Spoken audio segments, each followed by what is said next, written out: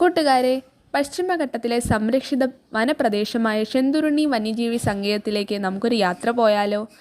1984 August 25-നാണിത് സ്ഥാപിതമായത്. 172.403 square കിലോമീറ്ററാണ് ഇവിടുത്തെ വിസ്തൃതി.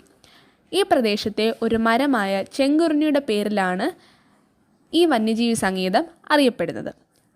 കൊല്ലം ജില്ലയിലെ പുനലൂർ താലൂക്കിലെ തെന്മലയിലാണിത് സ്ഥിതി ചെയ്യുന്നത്. ഇവിടെ 18.69 സ്ക്വയർ കിലോമീറ്ററിലുള്ള ഒരു കൃത്രിമ തടാകമുണ്ട്.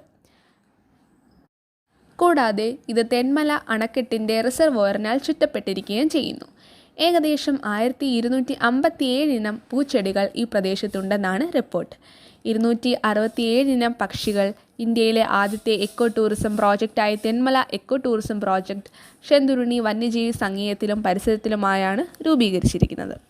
മാൻ, കാട്ടുപോത്ത്, കരിങ്കുരങ്ങ്, ഹനുമാൻ കുരങ്ങ്, ആന തുടങ്ങിയവ ഇവിടെ കാണപ്പെടാറുണ്ട്.